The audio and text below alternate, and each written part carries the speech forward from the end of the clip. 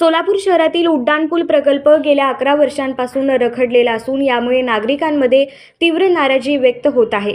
शहरातून केवळ through out जाणाऱ्या वाहनांमुळे स्थानिक वाहतुकीला अडथळा निर्माण होऊ नये या उद्देशाने 2016 साली सोलापूरमध्ये 2 उड्डाणपूल उभारण्याचे नियोजन करण्यात आले होते।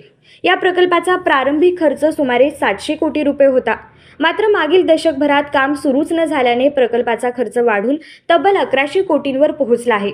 दरम्यान 3 वेळा टेंडर प्रक्रिया राबवण्यात आली, परंतु कोणतीही ठोस प्रगती न झाल्याने मार्च 2026 मध्ये तिसऱ्या टेंडरची मुदत संपली आहे। आता टोल टॅक्सच्या माध्यमातून चौथ्या टेंडरची प्रक्रिया राबवण्याची तयारी सुरू असल्याची माहिती आहे। या प्रकल्पातील सर्वात मोठा अडथळा म्हणजे जमीन संपादन। प्रकल्पासाठी आवश्यक असलेल्या 49 शासकीय जागांपैकी एकाही जागेचा ताबा प्रशासनाला गेल्या 10 वर्षात मिळवता आलेला नाही। यामध्ये राज्य सरकार तसेच केंद्र सरकारच्या विविध आस्थापनांच्या जागांचा समावेश आहे। राष्ट्रीय महामार्ग विभागाच्या अधिकाऱ्यांशी झालेल्या चर्चेनुसार जिल्हाधिकारी व आयुक्त यांनी किमान 90% जमीन ताब्यात दिल्याशिवाय टेंडर प्रक्रिया पुढे नेली जाणार नसल्याचे स्पष्ट करण्यात आले आहे।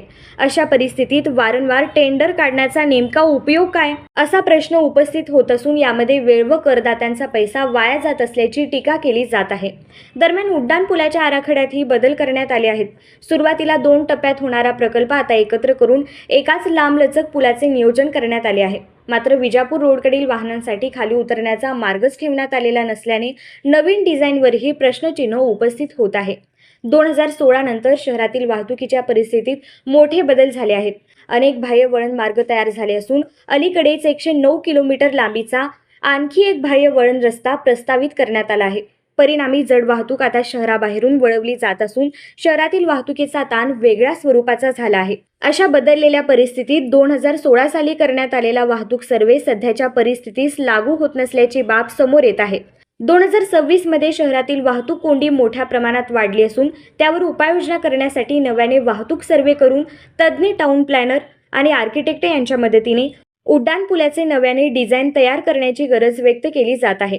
शहरातील वाहतूक व्यवस्था सुरळीत करण्यासाठी उड्डाणपूल, अंडरपास, रस्ता रुंदीकरण आणि पार्किंग व्यवस्था अशा विविध उपाययोजना राबवण्याची आवश्यकता असून त्यासाठी सर्वप्रथम सखोल व अद्ययावत वाहतूक सर्व्हे करणे अत्यावश्यक असल्याचे मत व्यक्त केले जात आहे। तसेच नव्या नियोजनात मोठ्या प्रमाणावर शासकीय जागा ताब्यात घेण्याची गरज भासणार नाही असेही मत मांडले जात आहे।